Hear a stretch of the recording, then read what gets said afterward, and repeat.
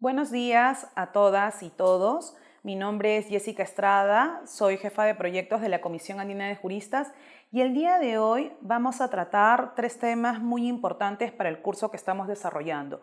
Se trata del derecho internacional de los derechos humanos y su relación con la igualdad y no discriminación, así como su relación con los grupos en situación de especial protección. Vamos a empezar con el primer punto. ¿Qué es el DIDH o Derecho Internacional de los Derechos Humanos? La protección internacional de los derechos humanos ha dado origen al DIDH. Es por eso que se entiende hoy en día que el DIDH es una rama del derecho internacional. Pero también el DIDH es comprendido como un sistema de normas y decisiones internacionales destinadas a proteger y promover los derechos humanos de todas las personas. Tiene por eso diferentes características que vamos a mencionar a continuación. La primera de ellas es que el DIDH parte de la noción de que la dignidad humana debe siempre prevalecer en toda decisión estatal, es decir, debe ser respetada en todo momento por el Estado. Asimismo, como segunda característica, podemos mencionar que el DIDH es complementario del derecho internacional. Otra característica del DIDH es que ofrece una garantía mínima a las personas. ¿Qué significa esto? El DIDH, mediante sus tratados, convenciones, decisiones, ofrece un régimen que es siempre susceptible de ampliación por los estados, pero no de restricción. Otra característica importante es que el DIDH es un derecho protector a favor de toda persona sometida a la jurisdicción de los estados partes. Asimismo, el DIDH es progresivo. Es decir, existe una tendencia manifiesta hacia la extensión de su ámbito de modo continuo e irreversible. Retomando la definición de DIDH, decíamos que el DIDH es un sistema de normas internacionales y decisiones internacionales que están destinadas a proteger y promover los derechos humanos de todas las personas. Al respecto, la Corte Interamericana de Derechos Humanos se ha pronunciado señalando lo siguiente: está conformado por un conjunto de instrumentos internacionales de contenido y efectos jurídicos variados. Va a depender de si se trata de un tratado, convenios, resoluciones y declaraciones. Respecto de este gran conjunto de normas internacionales, vamos a mencionar primero lo siguiente. En el sistema universal, por ejemplo, podemos encontrar que hay normas de carácter internacional amplio, por ejemplo, la Declaración Universal de Derechos Humanos, el Pacto Internacional de Derechos Civiles y Políticos, el Pacto Internacional de Derechos Económicos, Sociales y Culturales, entre otros, ¿no? Este grupo de tratados, de pactos, son de alcance general para todas las personas. Pero hay otro grupo de tratados que más bien se han reconocido y están dirigidos a reconocer derechos de determinados grupos que se encuentran en situación de especial protección, tales como, por ejemplo, la Convención sobre los Derechos del Niño, la Convención Internacional sobre la Protección de todos los trabajadores migratorios y de sus familiares, la Convención sobre los Derechos de las Personas con Discapacidad también es otro. Podemos mencionar muchos más, pero sí es importante que tengamos en consideración que en el sistema universal existe un grupo de normas, de tratados internacionales que se han reconocido hasta el momento y que forman parte del DIDH. Lo mismo pasa con el sistema interamericano. También podemos encontrar un grupo de tratados, de convenciones que también tienen un alcance general, tales como, por ejemplo, la Convención Americana sobre Derechos Humanos, el Protocolo de San Salvador, por ejemplo. También podemos encontrar otras normas más bien de alcance internacional específico. Aquí lo podemos ver en el PPT y ustedes lo pueden revisar posteriormente. Lo importante es entender que son parte de normas internacionales y que forman parte del DIDH. De otro lado, respecto de las decisiones internacionales, podemos mencionar, por ejemplo, que en el sistema universal existen las resoluciones aprobadas por la Asamblea General, el Consejo Económico y Social, el Consejo de Derechos Humanos. También comprenden las decisiones y observaciones de los órganos de vigilancia, entre otros. Y en el sistema interamericano podemos mencionar los informes que emite la CIDH, las opiniones consultivas de la Corte y la jurisprudencia de la Corte. Como podemos ver, en el DIDH entonces no solamente se trata de normas, sino también de decisiones internacionales que son importantes tomar en consideración y que forman parte del DIDH. En el marco de ese DIDH se ha reconocido el principio de igualdad y mandato de no discriminación o prohibición de discriminación. A continuación, vamos a abordar de manera breve el contenido y alcance del principio de igualdad y prohibición de discriminación en el DIDH. Continuando con esta exposición, vamos a hablar sobre la igualdad y no discriminación. Respecto de la igualdad y prohibición de la discriminación, se ha reconocido progresivamente que tiene un triple carácter, como principio, como derecho y como norma consuetudinaria. Como derecho, hemos visto que ha sido reconocido tanto en el sistema universal como en el sistema interamericano. Por ejemplo, por dar algunos ejemplos, algunos datos, ¿no? En el sistema universal ha sido reconocido en la Declaración Universal de los Derechos Humanos, en el sistema interamericano ha sido reconocido en la Convención Americana sobre Derechos Humanos en el artículo 1.1 y otros que no vamos a entrar en detalle ahora. Lo que sí es importante mencionar es que la igualdad y la no discriminación son dos conceptos que se encuentran estrechamente vinculados. El contenido de la igualdad comprende tanto la igualdad ante la ley como la igualdad de trato. Asimismo, se ha distinguido hoy en día entre igualdad formal e igualdad sustancial o material. ¿Qué significa la igualdad formal? Significa o implica que todas las personas tienen derecho a que la ley los trate y se les aplique por igual. Y la igualdad sustancial o material impone, más bien, la obligación de que la ley tienda, además, a crear igualdad de condiciones y oportunidades para las personas. El derecho a la igualdad no puede ser considerado como un derecho autónomo, pues siempre se encuentra vinculado al ejercicio de otro derecho. Asimismo, es importante mencionar que la Corte Interamericana de Derechos Humanos también se ha pronunciado sobre el principio de igualdad y mandato de no discriminación. ¿Qué ha dicho al respecto? Ha señalado lo siguiente, que el principio de igualdad ante la ley, igual protección ante la ley y no discriminación, pertenecen al jus cogens, puesto que sobre él descansa todo el andamiaje jurídico del orden público nacional e internacional y es un principio fundamental que permea todo el ordenamiento jurídico. Hasta ahí, ¿qué podemos concluir? Podemos concluir lo siguiente, que el principio de igualdad es un principio, que es lo que decíamos, y además es una norma jus cogens que se debe de aplicar a todos los estados, no solamente a los estados partes de algún tratado, sino en realidad es una norma superior. ¿Qué más podemos decir de esta definición? Que el principio del derecho, en principio, el derecho internacional de los derechos humanos ha señalado que los estados no pueden hacer lo que quieran. También el Estado necesariamente tiene que respetar y no discriminar a las personas por determinados motivos. Lo podemos ver ahora en la definición. Otra definición también, en realidad, sobre lo que sería el mandato de no discriminación, lo podemos ver en la observación general número 8 del Comité de Derechos Humanos. Al respecto, voy a mencionarlo primero y de ahí vamos a analizarlo un poquito. ¿Qué señala esta definición? Dice, debe entenderse por discriminación a toda distinción, exclusión, restricción o preferencia que se base en determinados motivos como la raza, el color, el sexo, el idioma, la religión, la opinión política o de otra índole, el origen nacional o social, la posición económica, el nacimiento o cualquier otra condición social y que tengan por objeto o por resultado anular o menoscabar el reconocimiento, goce o ejercicio en condiciones de igualdad de los derechos humanos y libertades fundamentales de todas las personas. Esta es una definición bastante amplia, pero queremos rescatar de esta definición tres cosas. Primero, que esta definición nos evidencia que para que exista discriminación debe necesariamente existir tres elementos. El primero, que existe una conducta por acción u omisión, que esta conducta lo que haga es distinguir, excluir, restringir o preferir a alguien por determinados motivos, que sería el segundo elemento. Estos motivos deben ser motivos prohibidos, como son la raza, el color, el sexo, el idioma, la religión, la opinión, entre otros. Un tercer elemento, además, para que se configure la discriminación, es que dé por resultado o por objeto perjudicar o menoscabar el reconocimiento, goce o ejercicio en condiciones de igualdad de los derechos humanos y libertades fundamentales.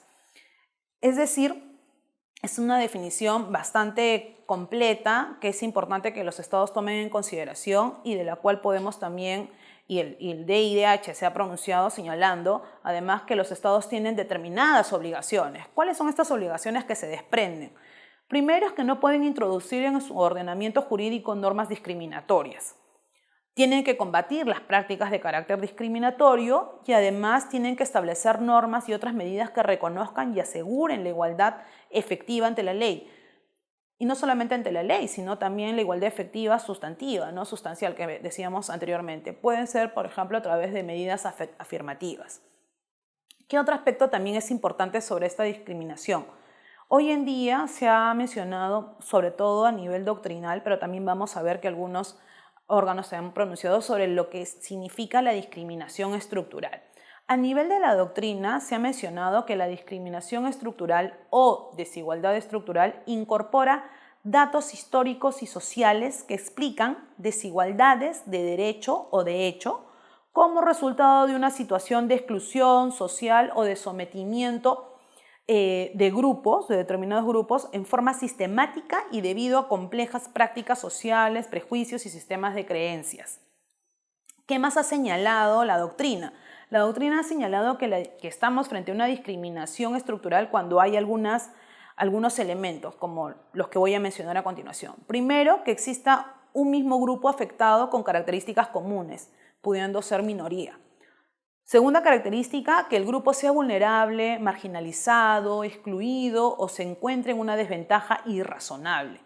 Tercero, que la discriminación tenga como causa un contexto histórico, socioeconómico y cultural. Cuarto, que existan patrones sistemáticos, masivos o colectivos de discriminación en una zona geográfica determinada en el Estado o en la región. Y quinto, que la política, medida o norma de jure o de facto sea discriminatoria o cree una situación de desventaja irracional al grupo, sin importar el elemento intencional. ¿Qué se ha dicho a nivel del DIDH? Dijimos que estos son elementos, lo anterior, ¿no? Es una cosa de doctrina, lo que se está escribiendo, pero ¿qué se ha dicho a nivel del DIDH? Lo primero, el Comité de Derechos Económicos, Sociales y Culturales se ha pronunciado sobre lo que significaría la discriminación sistemática. Al respecto ha mencionado lo siguiente. El comité ha constatado periódicamente que la discriminación contra algunos grupos subsiste, es omnipresente, está fuertemente arraigada en el comportamiento y la organización de la sociedad y a menudo implica actos de discriminación indirecta o no cuestionada. Esta discriminación sistemática puede consistir en normas legales, políticas, prácticas o actitudes culturales predominantes en el sector público o privado que generan desventajas comparativas para algunos grupos y privilegios para otros. Eso es lo que ha dicho el Comité de Derechos Económicos, Sociales y Culturales. Pero ¿qué ha dicho la Corte Interamericana? La Corte Interamericana no se ha pronunciado sobre la discriminación sistemática, sino la ha denominado discriminación estructural. Voy a citar solamente una de las sentencias, que es el caso de la sentencia del campo algodonero versus México en el 2009. Este caso hace referencia a la responsabilidad internacional del Estado mexicano por la falta de diligencia en las investigaciones relacionadas a la desaparición y muerte de Claudia Ivette González, Esmeralda Herrera Montreal y Laura Berenice Ramos Monarres. ¿Qué ha dicho la Corte al respecto? La Corte dijo que se está ante una discriminación estructural, ya que la violación de derechos humanos de las mujeres se basa en elementos socioculturales generalizados y por ello es que señala reparaciones que respondan a este tipo de discriminación. Entonces podemos ver que a nivel del DIDH el concepto de discriminación y de igualdad se ha ido desarrollando progresivamente y lo que ha evidenciado es que existen determinados grupos que se encuentran en situación de especial protección y por ello el DIDH les ha brindado un reconocimiento determinado. Eso lo vamos a ver un poquito más adelante, pero es el preámbulo también para comprender y entender lo que vamos a trabajar en este curso. Antes de hablar de los GEP o grupos en situación de especial protección, quiero mencionar también que esta distinción entre lo que es la discriminación y el trato diferenciado justificado. Esto es importante también para poder después comprender y entender lo que vamos a desarrollar, que son los derechos de los pueblos indígenas. ¿Qué es el trato diferenciado justificado?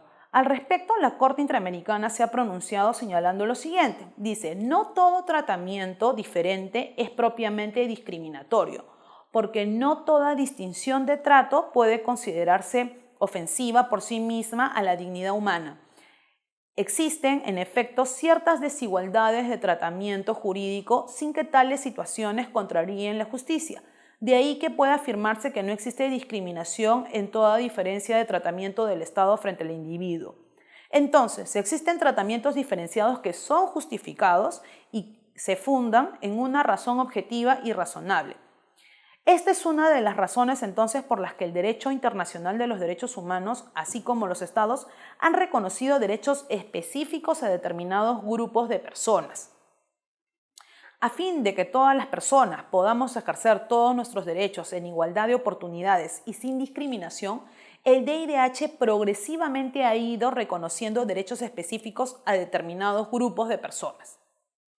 ¿Quiénes son esos grupos de personas? Vamos a ver que pueden ser mujeres, niños, jóvenes, pueblos indígenas, migrantes, personas privadas de libertad, entre otros.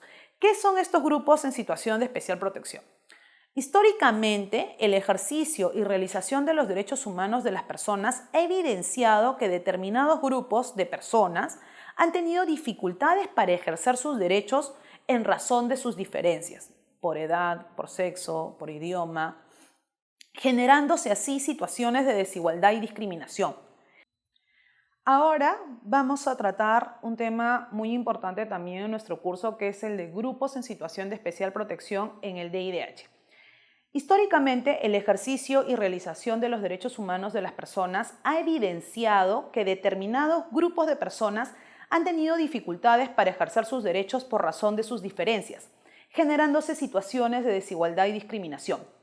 Es así que en los sistemas de protección de derechos humanos, tanto el sistema universal como el sistema interamericano, empiezan a preocuparse por atender a estos grupos que por sus diferencias no pueden ejercer sus derechos plenamente en igualdad de condiciones y oportunidades que otras personas.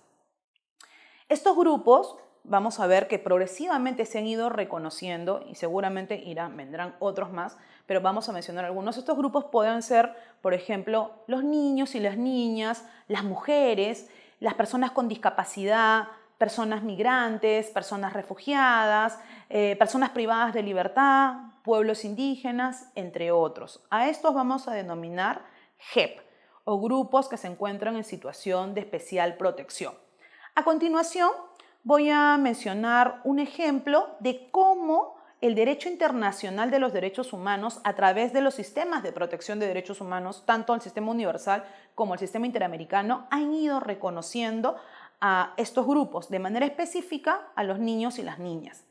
En el DIDH se les ha reconocido, además de las normas y decisiones de alcance general, determinados derechos específicos en razón de su diferencia y porque además históricamente han sufrido discriminación y desigualdad.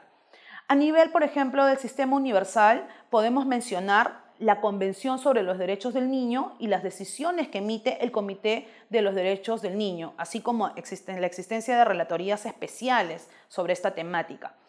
A nivel del sistema interamericano también podemos mencionar que tanto la Comisión Interamericana como la Corte Interamericana de Derechos Humanos se han pronunciado. En el caso de la Comisión Interamericana, cabe señalar que existe una relatoría específica para los derechos o sobre los derechos de la niñez.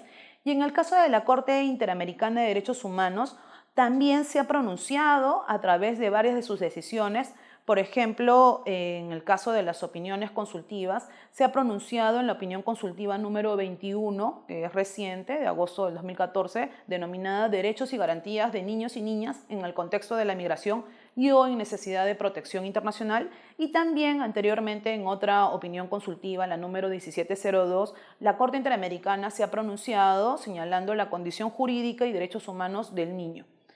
Es por este motivo, por estas razones, que consideramos importante que ustedes comprendan y entiendan que existe el reconocimiento de derechos específicos a determinados grupos en el derecho internacional de los derechos humanos por una cuestión de necesidad, de reconocimiento de la diferencia, reconocimiento de que han sido también muchos de ellos grupos que se han encontrado excluidos y han sido discriminados. Y es por eso que no podemos pensar o creer de que estos derechos son prerrogativas o privilegios. Por el contrario, son derechos que buscan reconocer o buscan impulsar que estos grupos puedan ejercer sus derechos en igualdad de oportunidades y condiciones que todas las personas. Espero haya quedado claro. Muchas gracias por su atención.